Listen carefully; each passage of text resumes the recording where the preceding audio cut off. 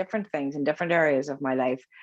But what we most of us have grew up with was a conditioned belief on what that God was. I remember going to a lady one time, as I wrote about in the book, and she spoke about manifestations. It was all gobbledygook. I didn't know what it was. So I asked her, what do you mean by that? Well, she showed me a picture of a car that she had on the wall. And she said, I always get that vision. And it was very clear. And I asked the universe for it, and I got it. Now, to me, this was like somebody, I says, how did you get it? And she says, I bought it. Well, I thought, how is that manifesting? You done the same as everybody else done. You bought your car. So how is this anyway different? But she said that no, because it was a very unique car. There was few of them about, and they were quite expensive. So when she manifested, she could see herself driving this, and it was going to come to her at a very affordable price. And I said, okay, so I can get that, but what is this universe thing? What? Because me, universe is just the planetary system. Yeah. And what she says, it's God. Well, I says, that's what I wrote. I near dropped to my knees and said, oh dear Jesus, this woman asked God for a car in a world full of starvation. This is what she asked for. Yeah.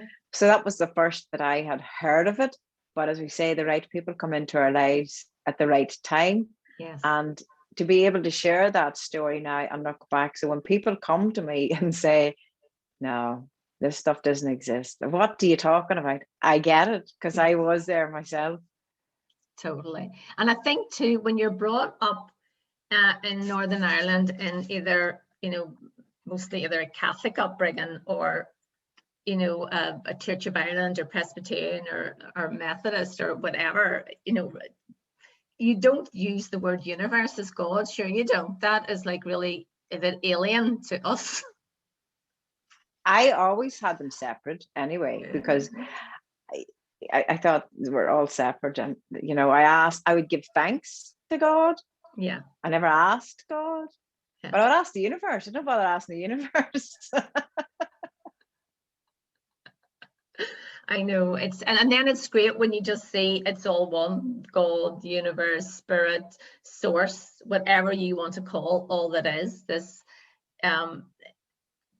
intellectual, what would you call, energy, really, the higher intelligence, your higher self, whatever you want to call it. And your books, Evelyn, are full of talking about God, about the universe, about spirit, and you are a spiritual mentor and a spiritual life coach. So can you tell us a bit more about that? Yeah, well, I suppose, look, everybody has different titles on what they do. It does not define the person, whatever I choose to put after. It felt right to me to use, that word spirituality feels right to me. It does not mean Bible. It does not mean religion. It just felt right for me to say the word spiritual. So for me, a spiritual mentor is because I believe 100% that we are simply here to experience life in the human form. Yeah. So when people come to me for coaching, for mentorship, it is to see that divine within them, that I see within them what is within me, and vice versa, to bring people back, because we're lost, kind of lost. And when we're searching, we want to get back into that remembrance of that which we are. When people go about and say, who am I? But when you come back to the who I am, that's a totally different place. And from that, then we create and we manifest a life that we want through our inner peace. And to know this is simply an experience, rather than to create a life, that, as I say, that word want, it was never my choice to put on a book, but people like the word want. So that, for me, spiritual mentorship is that, number one, it must come back to the great I am, that of self. And then everything changes within our lives. Totally. So you went on then from your second book then was called Effortless. So tell us about Effortless. We're working up then to your third book here. So Effortless was about, you give examples and then about how when you're in that place of being aligned to source, to spirit, to self, because you are one with with the divine, on my top hat there, that's when life is effortless, because we are in alignment to what is, and we don't have to push and shove and try as hard because we're connected. Well, the first book, A Life You Want, is real people, real stories about manifestation. And because it was a first, and because of the country that we're in too, I eased in gently into the God word. As I say, the word water does not make us wet. So I eased in. I made this, all my books are very simple, easy to read, and easy to understand. So that I give people permission to, do you think this exists? Do you think, has this happened? So that was what the first book. So there are stories in that book. Effortless, as someone said to me the other day when they contacted me, they felt more of a connection to the spirituality. And they are a reflection of my growth as well. That now, okay, I spoke about the God thing. We've talked about this, what I feel the truth, what I believe it to be true. Now, effortless, how we can make life, because we've always seen life is that you work hard, this is hard, this is hard, and we chase things. And certainly we must experience one to have the other. Totally. So effortless, again, about stories. And if we allow, and I look to nature, look to all these things, when you just be, when you're in the now, it's amazing. Life is just amazing how effortless, when we stop the push and the chase and the want and the need, and it becomes effortless. It just flows, doesn't it? And that word I hear more often when people are talking about something, it's effortless. It was effortless. Something came to them, a great business deal, to say, Evelyn, it was effortless. And I says, all you had to do was live your joy. That's all we have to do is live our joy. Totally. Yeah. And I'm sure you found that as well, because things weren't always so effortless for you, weren't you? You went through like bumpy times yourself before you got to this place. So if you want to tell a little bit about that, because I think it helps people to know where people have been, because you had to have that side before where you are here now. Absolutely. And always our past makes us, or we become the person that we are today. So the success is in being able to look back on our past, find the gratitude in that, and see where the growth and the learning was. Because I must experience one to experience the other. Now, my life, I had a great life too, and people looking in at my life would have seen just the big house, all was good in life, but I was lost. I felt totally lost, and I went in search of happiness myself. And because of events that had taken place in our one side of our family, where there were quite a lot of suicides, there was a time in my life, I remember when I was 30, and I started to feel or spiral into an unhappiness within me. But I reached to everything outside of me to bring me the happiness, the new house, the new car, the drink, the party, and all this. I reached to that to fix me, but none of that would fix me. And part of me was afraid to step up to that fine line, that I give gratitude and say thank you to those women before me. Because as I had said to another lady during the week, that sometimes we fear living more than we fear dying. But I feared dying more than I feared living. So I made choices in my life, and at 35 years of age, after 12 years of marriage, actually coming up on the 17th of May, I always say, whatever I have to do, I'll do it before my birthday. So on the 17th of May, 12 years ago, I stepped away from a 12-year marriage. So I'm now breaking even. I'm at the equilibrium now. But because I needed to find me, I was lost. And that was the effort, that was the fight, to keep something in my life. This should work. I'll do this. This will work. This will work. Until I could find who Evelyn was. And that's my change came about. And everything still, even regardless if I stepped away from marriage or not, that my father-in-law and ex-husband all come around for dinner yesterday. So we keep things effortless. Still life is effortless. But I have to come through the not so pleasant, the dark times to experience the light. It's all the experiences. Yeah, totally.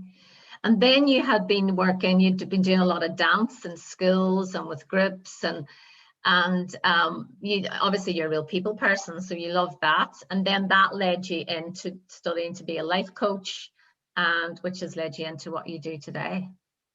And did you Yes. find that all that came? Were there any signs and synchronicities along the way that just let you know that you were on your path? Well, as I said, from the age, I would think from when I was younger, even 16, and that I knew there was something more. I knew. So, and I always had this connection with God, or through me. There was some, it wasn't in mass, it wasn't in that, but it was like my private time, Right. that I felt something more through that. Yeah, through dancing, because I loved dancing. And this is when I say to people, be careful who you share your dreams with, because I think quite a few people didn't believe that I could have my own business dancing and make money from it. Like, Brilliant.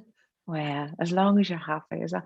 And at that time, Denise, before I started my own business, I was signing on, and it was the most soul destroying every fortnight to go in. And even though I'd gone through university and all, because my situation had all changed, I was now a single parent. I was on benefits. And I remember saying to them, I'm going to start my own business dancing. And I remember the lady looking at me going, okay. An opportunity came up where you could do 6-month course creating your business, and as well, you didn't have to go to this other place. And I thought, that is you see, now we're on the line. These are the right people come along. So that took me away. And I remember the day 6 months later that I rang the phone to lift and to speak to that particular lady, said, I have started my own business. Thank you so much. And I think the woman was completely shocked, because sometimes we spend a lifetime in misery. But I was determined that I was going to squeeze every drop out of life and enjoy life. So yeah, that started. And I had a wonderful business dancing. People were coming here to the studio. I went to many places, many schools. I've danced with people from 4 years of age up to 84 years of age, people that are in wheelchairs, all just, but I learned and grew. It wasn't so much about the dancing, it was the connection. It was the fun. It was seeing children being children. Kids are the closest thing to that God divine energy. Of course.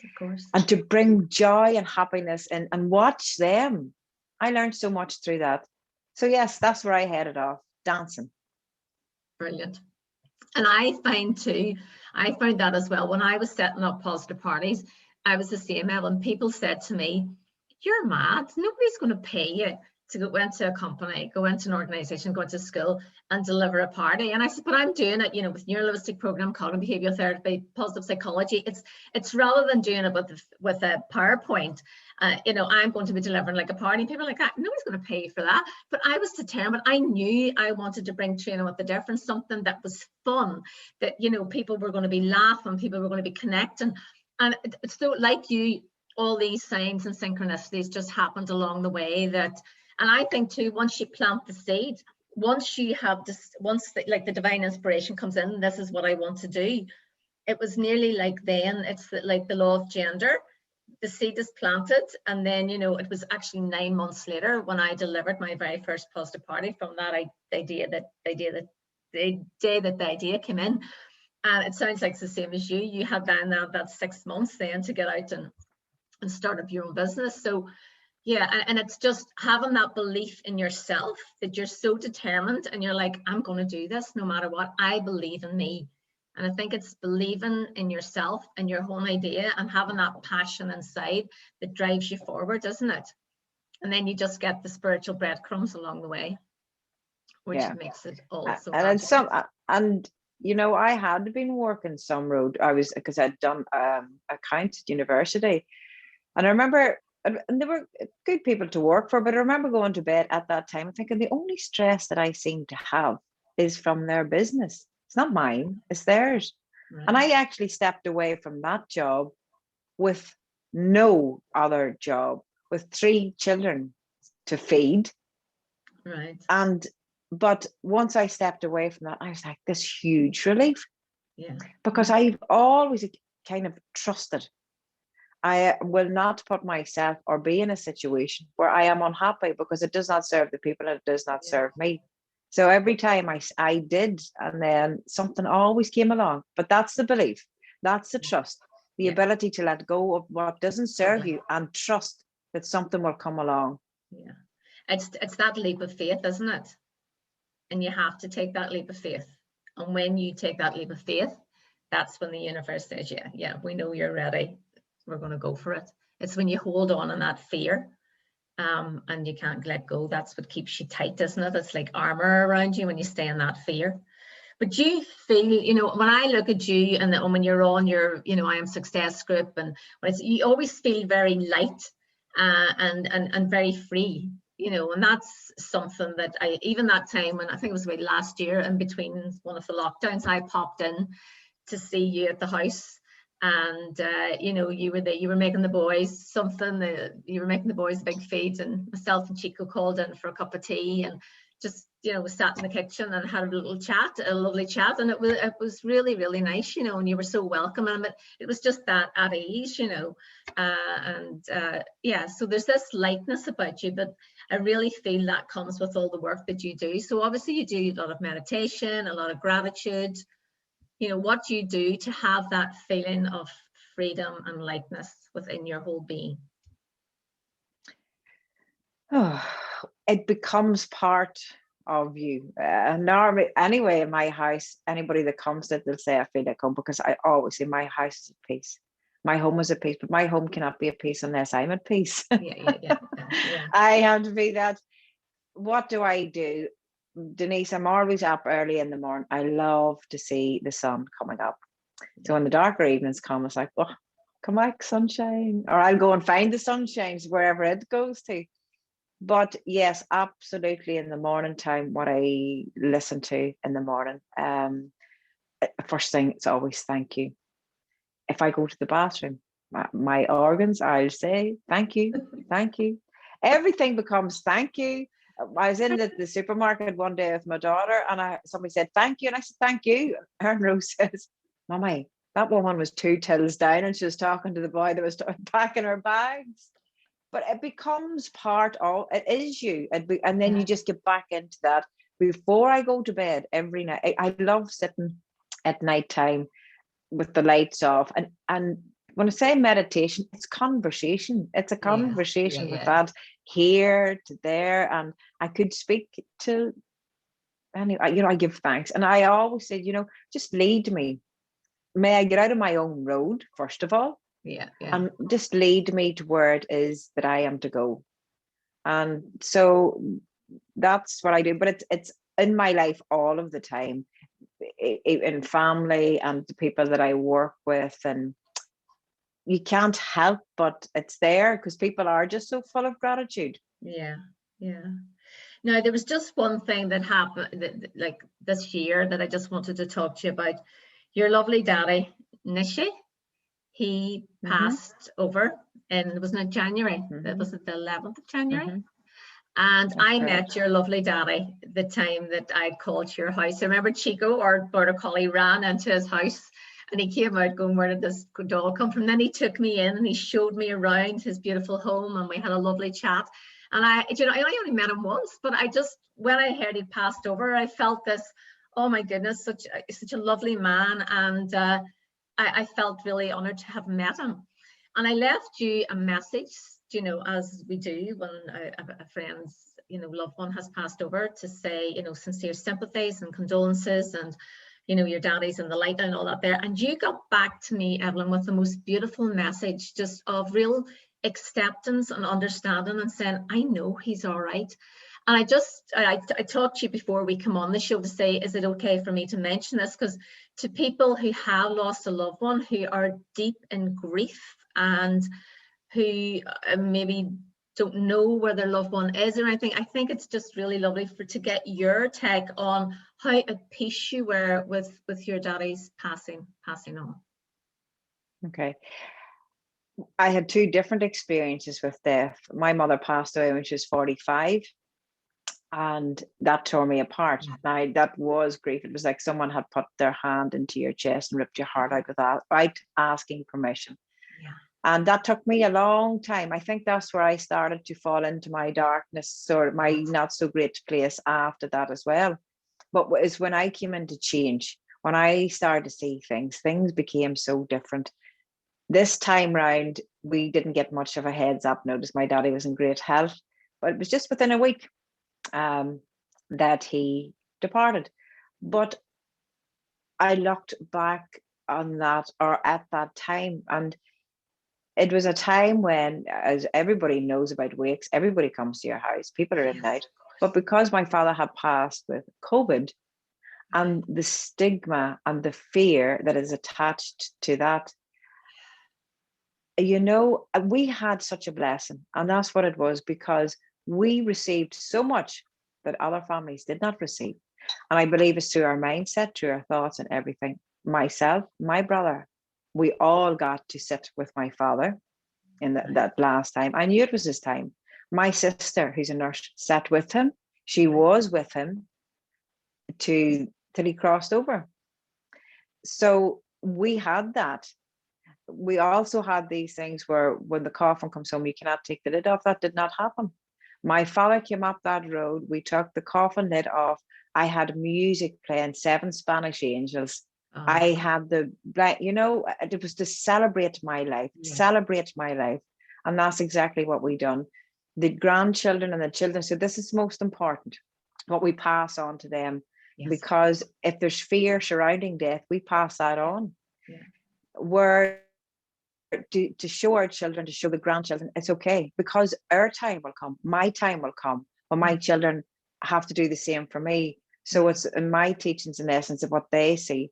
So we had that blessings, we had that special time of our family time. Daddy was there, he's always there, you know. And even after the funeral, when we had our marquee out the back, just to watch everyone, I say there's a wee touch of craziness in us all. But we the first thing we done when we come down, we put on a bit of country music and we jived, because Daddy was always out dancing. So celebrate the life, celebrate. And we danced and we sang. And of course, we've done our mourning. There's only 3 of us in the family, and we've all had our own time apart. And there's days that I felt lost, completely lost, you know, and we've had that. But very much anytime I wanted a conversation with that man, I've had it. And one time I needed to ask a question to him. And I says, Dad, you're going to have to come into my dreams here tonight, because we need to have a conversation about something. It was a question that I needed to ask him. And sure enough, I had that conversation with him that night. And just in the blink of an eye like that, he brought me back to a particular time in my life when he asked me a question and I didn't exactly tell the truth. So it wasn't it it's like, but sometimes we avoid telling the truth to save the other person. So I said, thank you. But anytime I've ever needed, the miracles that have happened, and of course we miss him, you know, when we have family gatherings, of course we miss him. Of course, you know, we could cry at the thought. I don't go up. I used to live at the grave when my mother passed. Right. But he's not there. He is very much, he's only across the way. He's here if I want him to be here. Yes, of course he is. And that's how I see, that, because I know the spirit, the energy does not die. Yeah. It doesn't die. We miss the human experience. We miss the human contact. That's what we miss. But for anyone that is in mourning and grieving now, if you were asked a question now, would you like your loved one back? And I often ask myself this question about my mother. If somebody came and said, do you want your mother back now? I would be thinking of me. How selfish would I be to remove her from her mother's arms? A woman that she had not seen from she was 12 years of age, from her sister's arms. How selfish would I be thinking about me and removing her from that divinity? How selfish would I be to say, yeah, I want my daddy back, and take him away from mum? It's not even, they're not even there in human form. Yeah. But they're my needs. They're my wants. I miss you. But I'd have that conversation. And I tell you now, Denise, one day I was sitting in the kitchen and there's an empty vase. And I looked at the empty vase and I says, Dad, will you send me a bunch of flowers? However you think, just send them. The following day, my friend Nadine Reid, that I hadn't seen in ages, Nadine was up in Donegal and she landed. She drove, actually to see Nadine driving was a surprise too. She had a hired van. She drove from Donegal down to my back door and gave me a bunch of flowers and also a heart thing of chocolates. So the messenger was the bigger surprise than, so we have the messenger and, you know, asking you will receive. Of course I'm about you. What do you need to know for me to say that I am here? Yeah. That's beautiful, Evelyn. Thank you so much for sharing that, because I'm sure that's going to help somebody that's listening today. And as you said, you had those two very different experiences, and it just shows the place that you are in now. There's the accepting and that knowing that your dad and your mom, of course, are here with you all the time, and that all you have to do is ask for a message, ask and you will receive. Yeah, that's beautiful. That's beautiful. I also wanted to ask you about being a mum. Like, you're a mum to, if I'm a teenager, you have two, well, Erin Rose is in 20, she's 21? 22. 22. And the beautiful Erin Rose, who's did the cover of your book and has her own digital marketing company, and she's flying at the She designed the cover, just in case anybody thinks that is her in the book. Oh, no, right, she designed the cover. Brilliant. And then you have like the two boys, as a Connor and Miho, so you have like the teenage boys. So how do you find, just with doing all this work, because I have two teenage girls, like being a mom and you know, all that goes on with teenagers? And I remember too, in your first book, you talking about trusting that your children are going their own path and not to be pushing them, and to letting go as well, because your boys wanted to take a different path of the school system. So I remember finding that so interesting as well, how you just were like, yeah, this is their journey, they have to do what they love to do, rather than saying, no, you must stay at school, you must do this. And it's a very, I suppose, a very fresh and lovely approach compared to what a lot of, not wanting to compare, but it's not the norm really.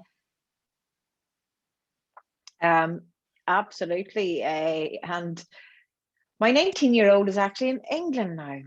You know, I watched him the other night. He walked at 11:30 down that street with a bag in his hand to get the lift. He was asked to go and work in England. Wow. And I thought of mothers years ago when their sons headed off. And I text them whenever he's in. I said, you know, I'm proud of you, because I always knew everything will turn out right. Was it easy these last lack of years? You must be joking. My boys have took the scenic route and back again and round again and back again. Oh my Lord. But I knew this everything, this too shall pass. And I've asked anybody in life, do you want to go back in your teenage years? The majority say no. Yeah. And so, yeah, the school system did not work for them. It's not saying all school systems, because different schools operate different ways. It always depends on the captain of the ship, on who works with who. Everybody, thank us all. Now, Connor's only 16 and Connor's out working. Now, he will get to experience life as being without the school. Perhaps in years to come, he'll look back and think, school mightn't have been that bad.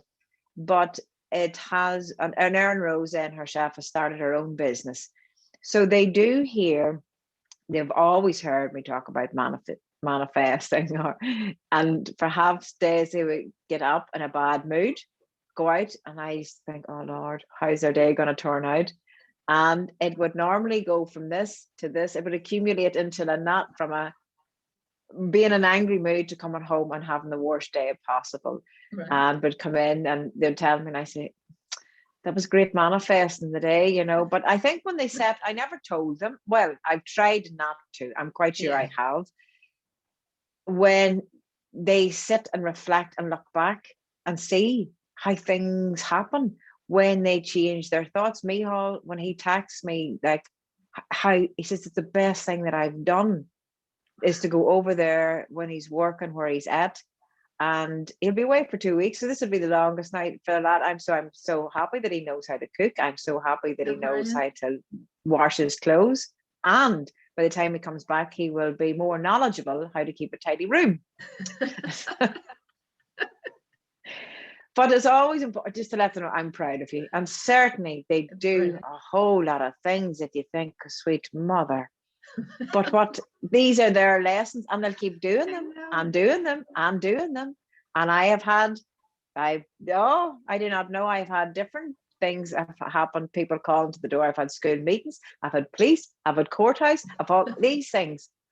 But these are their experiences. Yeah, I've had to participate. I've had to walk with them on their journey. But there's a reason why they're my sons. There's a reason why I'm their mother. And they have been my master teachers. I tell you, I didn't get one, I got two. So that's how blessed I was for things to come about in life. But to show me there is another way. You do not have to have, for some, if it's not right, certificates, qualifications, anything. Whatever your passion, your love, your joy is, that's how you are best of service to others. So I've always tried to say to them, just be happy, and stop being the victim. Oh, I hear more victim stories. Oh, but they done. Yeah. So that's the journey with the boys. But anybody that is parents of teenagers, if you are going through rocky times, I always remember Declan Coyle saying, you put them in at the start of the teenage years and you stand back with your arms open at the other end and just hope they'll come out of it all right. None of us will want to experience it. And the thing is, as adults, we think that a teenager should think as an adult. Yeah. Whereas maybe the adult, we should think like the teenager. We're so out of touch, so out of so it's, how are they experiencing it? What are they experiencing? And I suppose it's putting down a few boundaries and things like that, but they will learn. And I sit back and say, boys, I am telling you, she's going to be daddy someday. And I do that karma thing. God help you. Oh, I know, it's some crack. I remember doing a positive party at City of Derry Airport. Well, I'd say about 8 years ago. And my girls were like, totally, they were only like, I don't know, 4 and 7, or I can't remember what age. And they were small anyway. And with some of the girls during the break talking about what age are your kids, and us going, oh yeah, they're really cute, they're primary school, blah, blah, blah. And I remember one of the guys sitting and he just said, see, you're talking there about your wee cute kids. He says, I tell you, there's going to be one day and they'll just turn into a teenager. And he says, it's like they're there. And this must have happened to him so recent, because I remember him just saying, they'll just be there one day. And then all of a sudden, it's as if the Incredible Hulk just appears inside and they change like that. And he was so intense and he was going, I warn you, it happens. And I remember thinking, oh, sure, that'll never happen. And then it's so funny because, our Orla has gone from like the lovely little cute, he would have been bouncing about singing, doing a live on Facebook with me, like when she was 13, to then, overnight turn into a bit of a Kevin. You remember Kevin, Harry Enfield's Kevin? Where he just grumped. But sure, I was like that myself when I thought back, Denise. I was as grumpy as hell. And I was we're talking about team sports, and I played camogie. And I must have been the most horriblest team person ever, because I was so competitive and I couldn't understand, because I was so into my sport. Why can't they run fast? Why can't they do? Oh, okay. I must have been a horrible person to play on a team, because I was very much out for me, competitive. Yeah. We need to win. Yeah. And definitely nobody could have told me what to do, because I'd have went and done the opposite. So when I look back and think, oh, well, now. I know. And you always just, the hormones are flying and it's just their journey. And as you said, that's very wise of the lovely Declan, who said you just stand with your arms out. I want to just mention this about the lovely Declan Coyle, the green platform. There was something here that I noted down that Declan had said to you once, who are you not to be the greatest? That was in your book when you were going through a bit of a wobbly time once and crying about something.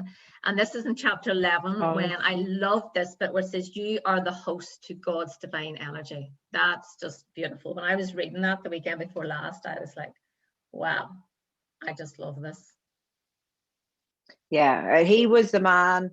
As I say, these are other things that step into our past. When I first went to see Declan Coyle, I'd heard of Declan Coyle, And more people said, have you seen him? Have you seen him? No, I hadn't. But then something this time, I says, I must go and see him. I walked into the Tara Centre in Omagh. I was not doing any talks. I was not doing any books or nothing. When I saw that man standing on the stage, something come into me. You're going to be stand talking to that man on stage someday. I didn't even know him. That was the first thing that came in. And after a 2-day talk, and I knew what he was talking about, to do the positive and the negative. And I knew there was something, again, not knowing there's something more. And at the very, very end, when he spoke and he says, we're going to talk about God. And he was saying this to everybody, but I was just jumping out of my skin nearly with excitement. So he delivered those words. He said, you are the host to the God divine energy. And I breathed like it was my first breath, because I felt that. Wow. That's the truth. Now there's the answer. I had gone and searched for the God divine. I'd gone and searched for God. I'd gone and searched for something that was outside of me. Yeah. It was here. The kingdom was within. I had it all this time and I didn't know it. So yes, Declan Coyle is the man that delivered, as the delivery of message. He was the man. And I have spoken stage with Declan. Declan did do the forward, and every book Declan's mentioned in the book, because we still are in contact quite a bit. And who are you not to be your greatest? And this wasn't too long ago, maybe last year, but I felt false because we were preparing for an event that was coming up. And I always I never want scripts, that it's all here. That for me, it must flow from here. Yeah. So, and when I would watch speakers, sometimes I thought they were too scripted. They were too in their head. For me, everything has to flow from here. So I felt that in preparation, that it wasn't going to be real. And I remember crying that day in front of Declan. I said, this doesn't feel good. This doesn't feel right. But as Declan said, Evelyn, who are you not to be your greatest version? So anything, and especially after my father's passed away, whatever I put my name to, wherever I talk, anything that I do, who am I not to be the greatest version of myself this day, without ego? I know. But who am I not to be? Brilliant. I love that. Yeah, Declan's a great man. I'm very fond of Declan too. First saw him at the Tara Centre, and then spoke with him too at we shared at the Day of Health, Hope and Healing, the first place I met you. The other thing I wanted to talk to you about was this, of course, your new book. So do you want to give us a wee synopsis about what it's about, and then we can talk a wee bit more about it? Do you want to let people know who still have to buy The Woman's Journey? Okay. Yeah, well, The Woman's Journey, again, these things, when the idea comes in, and how The Woman's Journey came about, I was coaching a lady, and her story is actually in that book. A lady that felt fat and ugly all of her life because of an incident that took place when she was younger, and she constantly attracted all these things. It reinstilled her belief. During her coaching, she went out one morning for a walk, an early morning walk, and she rang me. It was a Thursday, and she says, Evelyn, I've had my morning walk, come home, had my shower, and she says, I put on my finest red underwear. And I said, go you. And it's only a Thursday. And she put it on for her. And that straight away, The Woman's Journey. I had no intentions. I never have intentions of writing books, but it just comes in, The Woman's Journey. And the image came soon after that. And I asked her, I says, would you like to be on the cover of this book? And she did. And we had the best days, craic, getting photographs. I think every woman should do that, swing their bra off and get photographed for it. But the book, again, like any of the rest of the books, I've always affirmed the right people will come along at the right time. What is the intentions behind this? Is to everything to bring it to life. People feel very alone in life, that nobody's experienced what I'm going through. How do I get through? Again, I love sharing people's stories. It's about the we, not me, but about we. So the book is about women's, including my own, their stories, and they're short chapters. And all over the 3 books, anything in the 3 books is about love of self. That love of self is that God divine energy. It's pure love. Totally. So they all have the start, the middle, and the end. Where they were at, how they made the change, and where they're at now. Like everything in life, like a wee rainbow or a bridge. That's how I see it. Totally. I love this here. I'm just going to read it out. The chapter 6, A Journey from Screaming to Healing. And that was a very you know, what a chapter that was, the story. And And Una O'Keefe has been publicly saying that, because I didn't put anybody's names to the chapters to keep the women, but Una O'Keefe from Clare, that was her story, and she has spoke publicly about it. I know she has, and it's beautiful. I just want to say, I want to look at the mantra at the bottom, a mantra for you to say. Is this her mantra or your mantra, or does it? Yes, that's Una's. Yeah, a mantra from you to say, and this is just so beautiful. I look in the mirror and I can see only a beautiful light that surrounds me. I look in the mirror and I could only see a beautiful reflection staring back at me. I look in the mirror and I can see a beautiful feeling of love and hope that pours over me. I look in the mirror and I can only see a beautiful person staring back at me. Who is that person? Well, it is me. Oh, that gives me goosebumps. Because her story is, it is her story. And people reading this, it'll just be amazed how she's just come out the other end, and beautiful, what she does herself now with her own work as a life coach and mindfulness, and amazing lady. And then I loved here the chapter 8 about connecting with self and communication and relationships. Well, there was your daddy left that one too, didn't he? My wee daddy, who's 80 last week.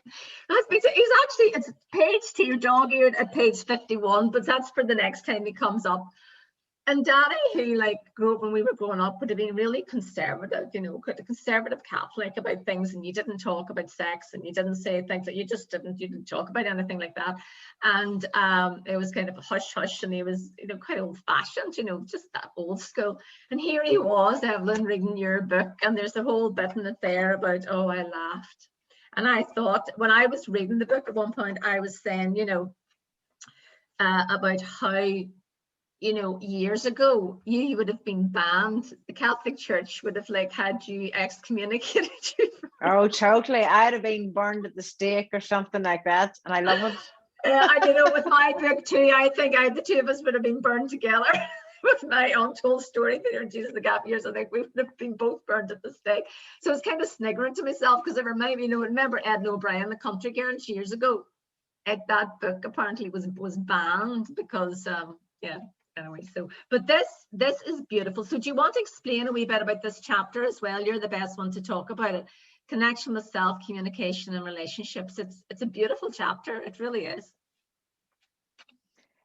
Well, what that is, and is through working with many people, and it's about the truth of ourselves, communication, the art of communication. Unless we can communicate with self, we're going to find it very, very difficult outside of us to communicate. On that chapter as well, I wanted to show women, or give them from the man's point of view as well. I wanted to talk about sex, because for too long, the word God and sex has been given a raw deal. So I thought it's about time I'll change this about. And people say, Evelyn, you'll go about talking from God to sex in the blink of an eye. And I said, but sure, it's the same energy. Yeah. It's the same energy. It's only what the meaning of the word that people give it. Yeah. And so again, the conditioned belief, and handed out as a reward or a punishment, that. Of course. So I wanted to, as well as that, I asked men questions to put it to there. Now, the part that I wrote from a man, I thought it was so beautiful, that I am 100% complete with or without you. Because when you have love of self, when you communicate, when you connect to that, you are 100% complete. Unfortunately, we go into a relationship and you complete me. Oh, you complete me. Yeah. So in other words, I am incomplete. Yeah. So that was the art of that, and how to make the sex different. Not all the different positions. There's not the Kama Sutra book, but it was about the energy. It's the energy of that behind. It's the energy of connection.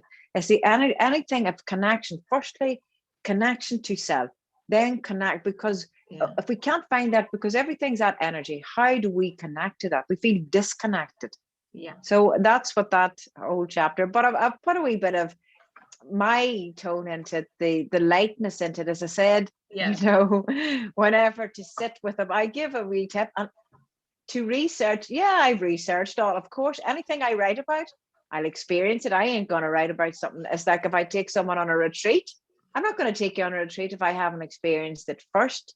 Yeah. So I'll always, whatever it's truth or what I research into things as well. My daughter had said, Mum, I went to look up Amazon or something. You've downloaded a book, what is it? It was Kama Sutra or something. I says, Erin Rose, this is all research. Beginners. All research. But if we can find the joy and the fun and stuff, but as I said, I brought a wee bit of hopefully entertainment into it too. And I've asked couples, I said, sit in the living room naked, facing your partner, that was the but bit don't I be loved. jam. But there was the bit in it that you said, sit, do this exercise, sit in the, close the doors, sit in the, the living room naked, do this exercise. But it was like, however, if you're terrified of the children or your mother-in-law might come through the door or wonder why it's, in cases why it's barricaded with a sofa with the pair of you sitting naked, perhaps wait until a time when the house will have less footfall. You can imagine somebody, what's going on in there? But it was great. It was lovely. So that's the lovely thing, about this, this book is just, just such lovely wisdom, such lovely stories, but just lightness as well, such lightness throughout.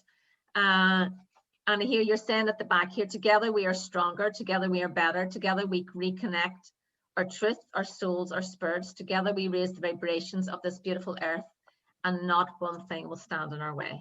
Woo! So that's beautiful. Totally. It's about time to bring back the balance, really, and when we make it about we and not about me, but that does not mean to hide your light behind a bush of leather. No, we make it about we, and together we raise the vibration, together we bring back balance. Yeah, I love this here as well. Instead, when you start to believe that you're more than the human body you're occupying, like find gratitude, stop complaining. Praise people, stop gossiping. Love yourself, stop finding fault. Take action, stop procrastinating. Be the victor, stop being the victim. Become the mentor, stop being the fixer. Trust, stop fearing. Bring in one new habit, let go of one habit that no longer serves you. Say yes to you, stop being the people pleaser. Be you, stop trying to fit in. Find joy, let go of misery, and be free. Stop being the prisoner to your own thoughts. I mean, if we all did that every day, that's life in a nutshell. That's how to be happy and joyful, isn't it? Yeah, I think sometimes we think we're coming from a place of love when we're telling people, when we're telling our children to do this, when we think that we need to ask ourselves a question, really, what is my intention? Am I coming from a place of fear? I spoke with a lady this morning that I was coaching, and she said, I spoke to my husband the other day, and after, when I was finishing my phone call, I said to them, I love you. And he said, right, bye, and set the phone down. And she said, I was like, he didn't say he loved me. But then she remembered whenever we were coaching, what are your intentions? So she says, I sat with that for a while and said, what were my intentions behind telling him I loved him? Right. And she thought and said, well, it was just to tell him I loved him. So why am I getting annoyed when he doesn't say it back to me? Right. My intentions were to say, I love you, with no expectation on the outcome. I know. And it's just listening to, but the thing is, that's the awareness of that woman then had the awareness of it. We have to just catch ourselves, and we have to catch ourselves too when we have triggers. I think that's very important, because when we have a trigger, the trigger is something that we have to look within ourselves, because a trigger is always like a mirror. It's reflecting back to us where we're at. And if we can give time then to sit in that trigger and find something. I did this called Michael Brown, it's called the presence process away last year. He has this book, and you do it over 10 weeks. And it was really about reading a chapter and doing this breathing in the morning and evening and saying, I am here now in this. And things would come up. And then when they would come up, you would just sit in it and feel the energy of it, and you would bring it up through me. It actually used to come up, the energy would come up like in a kind of a bit of a burp to kind of like release the energy. It sounds a bit crazy, but it is. And I would release the energy, and it was just what the trigger was something in my emotional body that I had to let go of. And it was very, very powerful, and I would still find that sometimes when a trigger comes in, you can sit in it, and then the energy can rise and you can let go of the energy, and that's it gone, because we hold so much within our cellular memory. I think that's, I don't know if you've ever Totally. heard of. I'm sorry, I had my phone down below there and I'd just seen wee comments popping up. Not, I keep forgetting you're interviewing me. I was just about to say hello to people there. Sorry, Denise, I forgot you're interviewing me. Oh, that's hilarious. That's hilarious. I'll have a wee look here for a minute because I know, and then before we go to see what's coming up, this is why I need StreamYard, isn't it? You had told me to use StreamYard instead of this. So I just had such a busy week this week that I didn't get a chance, but I'm going to do that for next week. So oh yeah, somebody's just said there. Oh goodness, I can't see it. Patty Rafferty, well, lovely ladies. Kerry celebrating their life. Oh, so beautiful. Can you see them there, Denise? Yeah, I can see some of them. Yeah, yeah. Martina says, hi ladies, love this conversation, 2 powerhouses. I'm getting that. I'm not getting any of the other ones. So I'm going to have to get you back another day when we do the StreamYard. Can you see anything else? Can I let you have a look there, see what else? Yeah, Laura Nugent, it must have been when we were talking about Dad's passing. Laura Nugent, we done the same for our nanny's funeral back a few years ago. Oh, the music, we had music and singing to celebrate her life, just like your dad's, Evelyn. Good woman, Laura. That's lovely. I know this is not my show, this is not my gig. Hello, Marion and Vivian. You're that Jewish, you say, running the show. I'm like the top half. Yeah, I know, but that's something that the StreamYard is going to be for next week. I'll definitely get that set up because you've been using that now for a wee while, haven't you? I did, but it takes a wee while of mastering too, and it didn't come without it. Oh, I'll remember that for the next time. Oh, but it's like everything, always, I'll do that for the next time. Yeah, I know. But anytime that you need, then I know. So anything you can ask. It's easier. You'll stream to so many other platforms at one time. Yeah, I know. It's just getting the hang of everything. Effortless. Effortless. You're right. There was one thing I was going to say too, that I saw that earlier. When what this reminds me of? It reminds me of just being so free, and then I was just thinking the other day about we have it all within us all along, as you said when Declan said to you, you are the host to God's divine energy. It's in the Wizard of Oz. Like Dorothy was looking how to get home. How was she going to get home? And she was looking for the red slippers when she had them on, and the good fairy said, you had it within you all along. All you had to do was go home. And that's what I feel is very much with us. And I treated myself last week for Dad's 80th birthday, a lovely new dress, and to a lovely pair of silver shoes. And apparently in the Wizard of Oz, the shoes were originally in Frank Braun's book. The magic slippers were silver, and they only changed them to red because of to make them brighter because of color was just coming in. Isn't that amazing?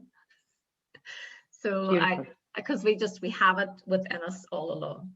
So Evelyn, thank you so much for coming on the Positive People Show. Where can people find you? Well, you can get me on Facebook, just Evelyn McAleer. Instagram, Evelyn.McAleer. LinkedIn. Yeah, I'm not that long on. I'm a kind of a newbie on LinkedIn. Right. Evelyn McAleer, I believe it is as well. And yeah, those would be, or the website, evelynmcaleer.com. And the books are on Amazon as well. Very good. And you have a group called I Am Success. So if people want to join your group. Yeah. There's a group there, and I have our own private membership group that's called Purple Roses, but it's quite exclusive. I've had to have work. I know people's energies before when they're in Purple Rose. So it's a beautiful group there as well. Lovely ladies. Very good. Very good. Well, thank you so much for coming on the Positive People Show. Thank you. So delighted to have you on, Evelyn. This has been a lovely conversation. I could go on for another hour, to be quite honest. I think we have so much to talk about.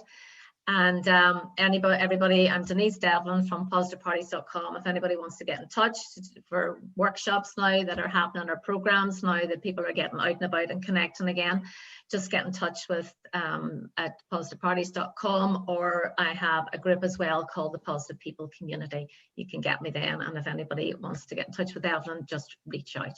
All right, everybody, thanks a million for coming to the Positive People Show, and we'll see you all next week. Bye. Thanks, Denise. Thanks, everybody. You're very Bye-bye. welcome, Evelyn. Bye.